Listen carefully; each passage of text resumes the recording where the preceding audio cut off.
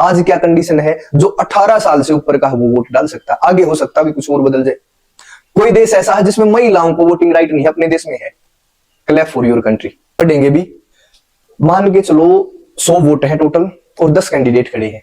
एक कैंडिडेट है जिसकी 15 वोट है, 15, और जो बाकी कैंडिडेट है उनकी 15 से कम है, किसी की 14, किसी की 8, किसी की 9। लास्ट में कौन सा कैंडिडेट जीतेगा? सरकार बनाई है, उसकी क्या लिमिट्स हैं, वो कितने दायरे में कानून बना सकते हैं, क्या क्या आपके ऊपर इंपोज कर सकते हैं, मतलब उनके कानून बनाने का दायरा बना दिया। अब इससे बाहर हो कोई भी सरकार हो, चाहे कितनी भी मेजोरिटी की हो, इससे बाहर वो कानून नहीं बना सकते। तो कितनी सुंदर बात है। कॉन्स्टिट्यूशन ये बताता है कि तुम क्या हो, और कॉन्स्टिट्यूशन ये भी बताता है तुम कहां क्या होना चाहते हो। जैसे हमने हमेशा जस्टिस की बात करी कि भाई हर व्यक्ति चाहे किसी भी वर्ग का हो, उसके पास पूरी अपॉर्चुनिटी होनी चाहिए कहीं तक भी अपना डेवलपमेंट करना। चलें भाई, करें आज की क्लास शुरू। ये फंक्शन तो हमने कर लिया था।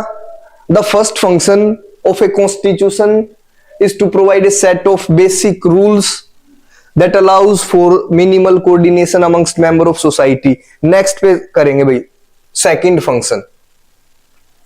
अब सुनो, वहीं पे स्टोरी पे फिर से आओ। यहां हम खड़े हैं, जो आप लोगों ने चुने थे, सॉरी, आपने अपने अपने रिप्रेजेंटेटिव भेजे थे कि भाई हमारी तरफ से ये गया, हमारी तरफ से ये गया, हमारी तरफ से ये गया। अब यहां पे हम खड़े हैं, तो सबसे पहले ये आपने भेजे कैसे हैं, ये भी कॉन्स्टिट्यूशन बताता है। आप किसी को भी रिप्रेजेंटेटिव बना के थोड़ा भेज दोगे, और हो सकता है आपका एक पूरा सेक्शन है जिसमें मान लिया 10,000 आदमी हो, तो जरूरी थोड़ा सा भी एक आदमी पे सहमत होंगे। कोई आदमी ये सोच रहा है भाई इसको भेज दो, तुम ये सोच रहे हो इसको भेज दे, वो ये सोच रहे हैं इसको भेज दे, तो अलग अलग चॉइस हो सकती है। तो फिर भी जो यहां भेजा हो कैसे भेजा है, इसका जो प्रोसेस है वो कॉन्स्टिट्यूशन बताएगा कि भी तुम अपने रिप्रेजेंटेटिव को कैसे फाइंड आउट करोगे, कैसे इलेक्ट करोगे। जैसे भारत में कैसे करा जाता है, इलेक्शन के माध्यम से। जो जो रिप्रेजेंटेटिव बनने की कोशिश में है, जो चाहते हैं कि भी हमें रिप्रेजेंटेटिव बनाया जाए लोगों का, तो वो क्या करेंगे, चुनाव लड़ेंगे। उस चुनाव में जिसकी भी सबसे ज्यादा वोट होंगी वो चुनाव जीत जाएगा और वहां का रिप्रेजेंटेटिव वो बन जाएगा। ध्यान से समझो, रिप्रेजेंटेटिव कैसे बना जाएगा, कौन चुनेगा। अब कहीं पे देखो कौन चुनेगा। भारत में पहले क्या था, जो 21 साल से ऊपर की उम्र का आदमी है ना, वो वोट का अधिकार है उसको। आज क्या कंडीशन है, जो 18 साल से ऊपर का है वो वोट डाल सकता है, आगे हो सकता भी कुछ और बदल जाए। कोई देश ऐसा है जिसमें महिलाओं को वोटिंग राइट नहीं है, अपने देश में है। Clap for your country.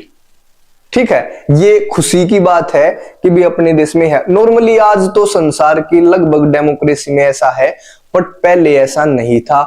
हम भारत विश्व के उन देशों में है जिन्होंने शुरुआत से ही महिलाओं को वोटिंग राइट दिया है। और इसको पता है क्या बोला गया था जब हमने वोटिंग राइट महिलाओं को दिया था, कि भाई ये जुआ है नेहरू जी जो खेल रहे हैं और ये असफल हो जाएगा, महिलाएं इस योग्य नहीं होती कि भाई उनको वोटिंग राइट मिले।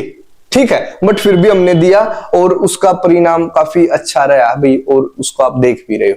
और आज तो महिलाओं को रिजर्वेशन भी है जो लोकल गवर्नमेंट होती है, उस टाइम पे बात करेंगे जब ये टॉपिक आएगा। ठीक है, तो क्या आपको ये बताएगा कि भी कैसे रिप्रेजेंटेटिव चुने जाएंगे। ध्यान से दो,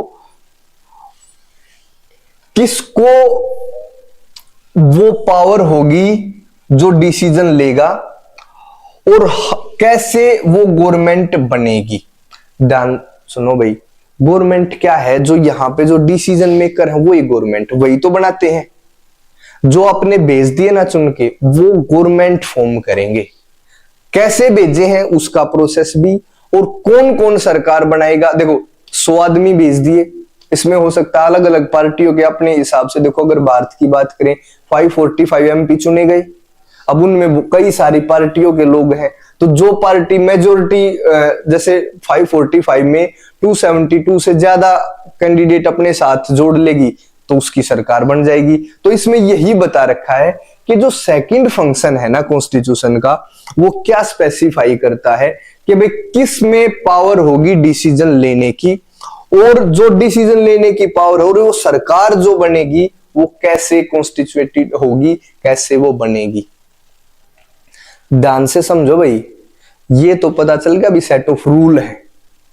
अब वो जो रूल है वे रूल बता रखे, ये रूल करते क्या क्या है।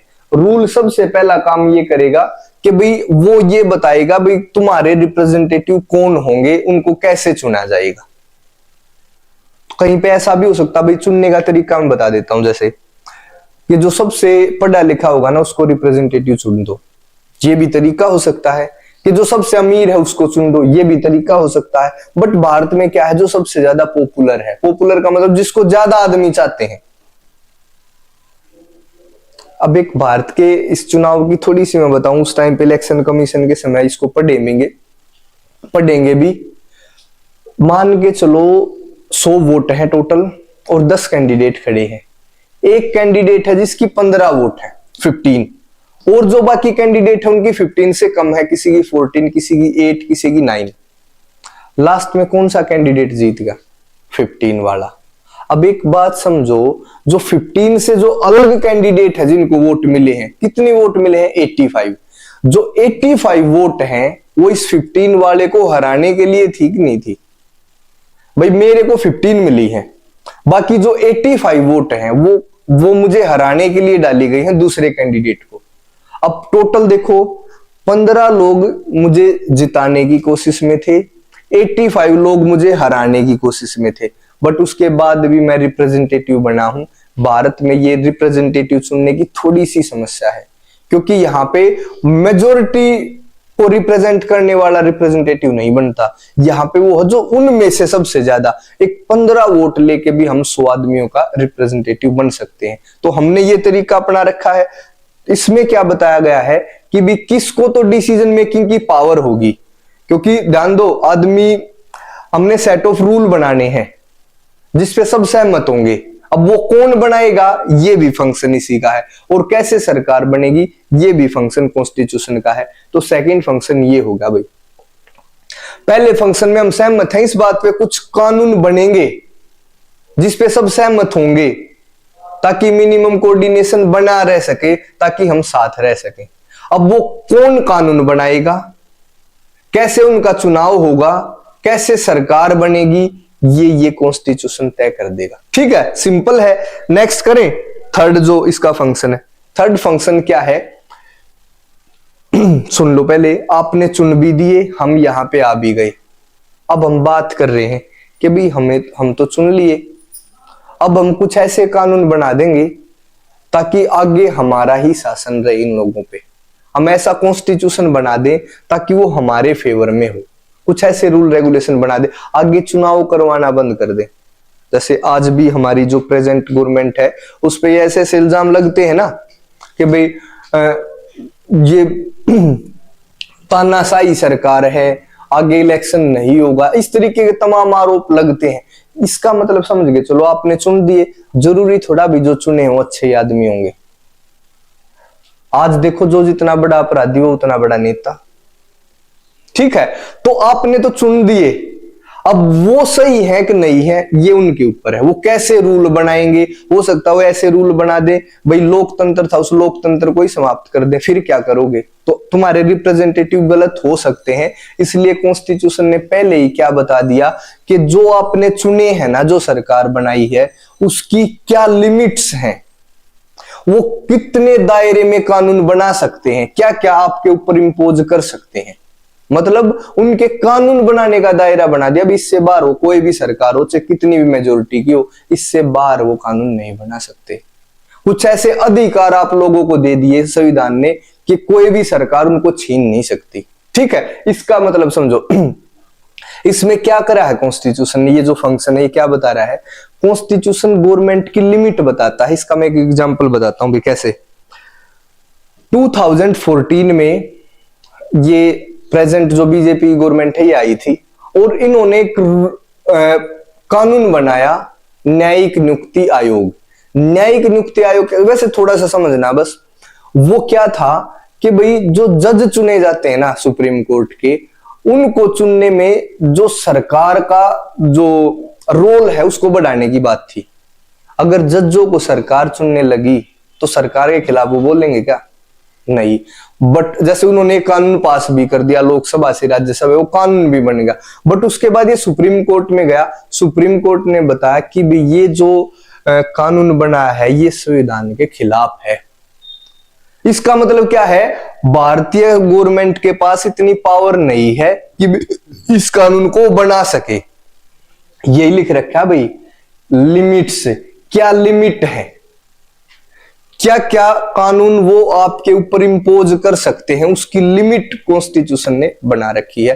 कोई भी गवर्नमेंट हो उस लिमिट को क्रॉस नहीं कर सकती, ठीक है। और उसके बाद क्या है, आपको कुछ फंडामेंटल्स दे रखे हैं, कुछ अधिकार दे रखे हैं जिनको कोई भी सरकार छीन नहीं सकती। जैसे एक मैं बताता हूं, अभिव्यक्ति की आजादी, अभी जिक्र भी हुआ था कल की क्लास में। अभिव्यक्ति, आपको एक्सप्रेस करने की जो फ्रीडम है उसको कोई सरकार नहीं छीन सकती नॉर्मल कंडीशन में। पूरे देश में कहीं पे घूमने की आजादी, एक संगठन बनाने की आजादी, विरोध करने की आजादी, न्यूज़पेपर के माध्यम से अपने व्यूज एक्सप्रेस करने की आजादी, ये सारी जीवन जीने की स्वतंत्रता, जितने भी हमारे फंडामेंटल राइट्स है, फंडामेंटल राइट वाले चैप्टर में, इससे जो अगला चैप्टर है वहां पे पढ़ेंगे। फंडामेंटल राइट वे अधिकार होते हैं जो लोगों को संविधान की तरफ से दिए गए हैं और कोई भी सरकार सामान्य स्थितियों में उनको छीन नहीं सकती। जैसे सामान्य पूछोगे जी, सामान्य और असामान्य स्थिति क्या होती है? असामान्य स्थिति कोरोना का याद करो, उस टाइम पे धारा 144 लगा रखी थी हर जगह, आपको घर से बाहर नहीं निकलना था। अब आपका फंडामेंटल राइट, आप कहीं भी घूम सकते हो, बट उस समय क्या था, आपको घर में ही रहना था। आपने घूम के अगर देखा हो तो आपको पता भी है, पुलिस ने थोड़ा बहुत एक डंडा वगैरह लगाया भी होगा। अगर डंडा नहीं लग पाया तो गाली दी होगी, धमकाई होगी, कुछ तो करा होगा। अब ये हम नहीं सोच सकते कि भी ये हमारे फंडामेंटल राइट्स के अगेंस्ट था। ये उस फंडामेंटल जो राइट है ना, उनके अपवाद हैं, ये एक्सेप्शंस हैं कि भाई अगर देश सुरक्षा की बात हो, अगर समाज में व्यवस्था बनाने की बात हो, अगर कहीं पे कुछ दो समुदाय, कुछ धर्म, कुछ जातियों में टकराव की बात हो, या किसी इंडिविजुअल को हद से ज्यादा हानि होती हो, तो आपकी जितने भी अधिकार हैं उन पे युक्ति युक्त या संगत रूप से, जो ठीक प्रकार से, जो मतलब जितना हो सकता है उतने प्रतिबंध, रेस्ट्रिक्शन लगाई जा सकती हैं। और नॉर्मल कंडीशन है तो आज देखो, आप बाहर जाओ, पूरे देश में घूमो, कोई काम करो। अब कोई बोले जी काम करने की आजादी है हमारे देश में, फिर मैंने बताया भाई बिल्कुल है, कि जी मैं तो हथियार बेचा करूंगा या हथियार बनाऊंगा, तो फिर ये आजादी मिलनी चाहिए भाई? बिल्कुल नहीं मिलनी चाहिए। ये आजादी नहीं है। जिस काम से देश की सुरक्षा या जो समाज की सुरक्षा खतरे में होगी ना, वो काम भी नहीं कर सकते आप। देखो कॉन्स्टिट्यूशन कर क्या रहा है, कुछ चीज तो जो आप कर सकते हो जो सबके लिए है, कुछ चीज जो स्पेसिफिक के लिए, जैसे एक कानून बनाया रिजर्वेशन की बात समझ के देखो भाई, कुछ वर्ग सोसाइटी में ऐसे हैं जिनको रिजर्वेशन दे रखा है, कुछ काम तो सबको करने हैं, जैसे किसी को भी रेड लाइट क्रॉस नहीं करनी, चाहे वो महिला हो, पुरुष हो, एससी हो, एसटी हो, गरीब हो, अमीर हो, कोई भी हो। तो कुछ कानून क्या है सबके लिए, जैसे भाई सड़क, जो गाड़ी है वो सड़क के बाईं तरफ चलानी है, तो कोई भी चलाता हो सबको चलानी है। भाई बाइक पे चल रहे हो, हेलमेट सबको पहनना है। तो कुछ नियम ऐसे हैं कॉन्स्टिट्यूशन में जो सबके ऊपर है, कुछ नियम ऐसे हैं जो स्पेसिफिक सेक्शन ऑफ सोसाइटी के ऊपर है। जैसे सरदार है भाई, हेलमेट नहीं पहन रहे तो वो सिर्फ अपनी पगड़ी पहन रहे हैं तो हेलमेट का उनका चालान नहीं होगा। जैसे महिलाएं हैं उनको 50% रिजर्वेशन है। जैसे जो पिछड़े वर्ग रहे हैं हिस्ट्री में, अपने इतिहास में, उनको अलग से रिजर्वेशन दे रखा है। जैसे कोई अपाहिज है उनके लिए रैंप की सुविधा कुछ बना रखी है।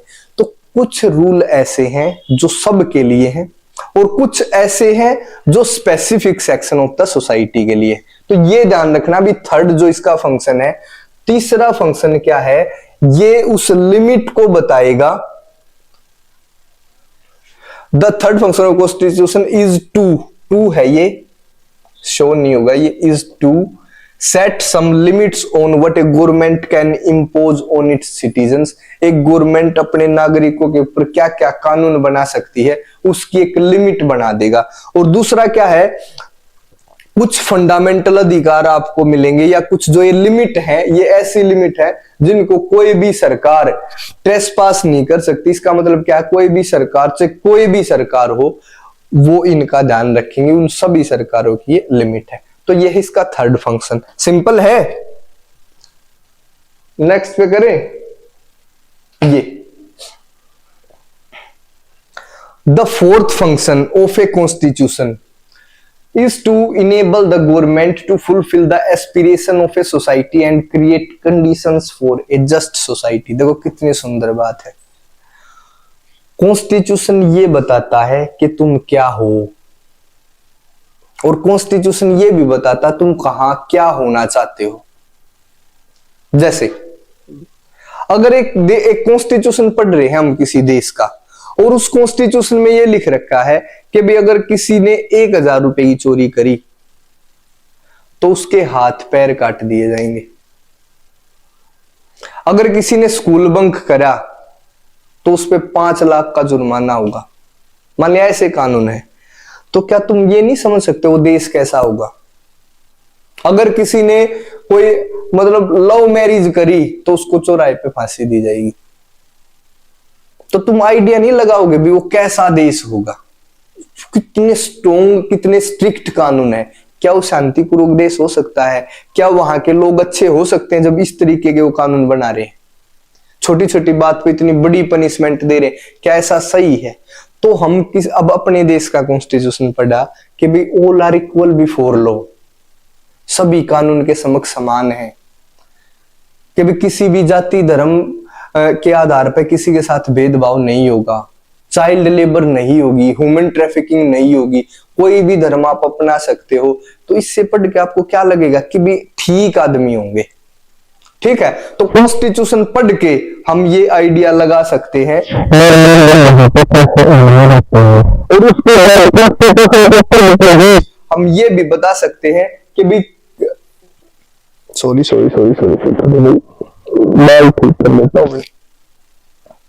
कॉन्स्टिट्यूशन को पढ़ के ही हम ये भी आइडिया लगा सकते हैं हम होना क्या चाहते हैं। जैसे आप अपनी प्रियम्बल पढ़ो, हम भारत के लोग भारत को एक संपूर्ण प्रभुत्व संपन्न समाजवादी धर्मनिरपेक्ष ऐसा देश बनाने के लिए, यहाँ के लोगों को राजनीतिक आर्थिक राजनीतिक भाई ये समानता स्वतंत्रता देने के लिए हम क्या चाहते हैं, यहाँ पे समानता स्टेब्लिश हो, यहाँ के लोगों में भाईचारे की भावना बनी रहे, हम एक गणतंत्र हों। ठीक है, हमारा जो देश है वो हमेशा अखंड बना रहे, उसकी अखंडता को सुनिश्चित करना है। हम समाजवादी देश हैं। समाजवादी देश का मतलब है हम एक वेलफेयर सोसाइटी है, हम लोगों के कल्याण के लिए काम करना चाहते हैं। तो ये भी पता चल गया ना भी हम करना क्या चाहते हैं। नॉर्मली कॉन्स्टिट्यूशन हमें ये बता देगा कि हम क्या हैं और हम करना क्या चाहते हैं। और कॉन्स्टिट्यूशन एक और भी काम करता है, एक ऐसा इन्वायरमेंट ऐसी सिचुएशन क्रिएट कर देगा ताकि हम अपने उद्देश्यों को प्राप्त कर सके। जैसे हमने आर्टिकल 17 है, उसमें लिख रखा है भाई अबोलिशमेंट ऑफ अनटचेबिलिटी, हमें जाति पाति व्यवस्था को समाप्त करना है। अब कंडीशन कैसे क्रिएट करी, पहले जब जाति पाति को मानने वाले थे ना, जात पात को मानने वाले थे, तो उस टाइम पे कॉन्स्टिट्यूशन था नहीं, तो जो जिसको जैसे माननी हो मानता था ऐसे ही। तो जो लोअर कास्ट थी उस समय उनको बड़े मतलब बेइज्जती का सामना करना पड़ता, बड़ी समस्याएं थी, बहुत सारे रेस्ट्रिक्शन थे उनके ऊपर सोसाइटी में, उनके कुछ काम निर्धारित थे लोअर दर्जे के। बट कॉन्स्टिट्यूशन ने कैसे सिचुएशन बनाई, सबसे पहले कॉन्स्टिट्यूशन में लिखा गया कि भाई छुआछूत का, अनटचेबिलिटी का, जाति पाति का किसी भी फॉर्म में अगर प्रदर्शन होगा तो वो अपराध है। अब ये इस कॉन्स्टिट्यूशन में जो ये आर्टिकल लिखा है इसका मतलब समझते हो क्या है? इस आर्टिकल का मतलब है कि अगर आपके साथ जाति के आधार पे डिस्क्रिमिनेशन होता ना कहीं भी, तो ये देश, ये संविधान, ये सरकार, ये यहां के सिटीजन्स आपके साथ हैं। क्लियर है? ऐसी सिचुएशन क्रिएट करी जाती है कि भाई आपको अपोर, जैसे कुछ व्यक्ति हैं, सिचुएशन देखो, सिर्फ लिखने से इक्वलिटी नहीं आती, सब लिखने से सब लोग बराबर नहीं हो जाते, सिचुएशन क्रिएट करनी पड़ी। सिचुएशन कैसे? हमने सबको इक्वल मौके दिए, अपॉर्चुनिटी। जो शैक्षणिक रूप से, सोशल रूप से या एजुकेशनल रूप से जो पिछड़े थे, उनको कुछ रिजर्वेशन दे दिया।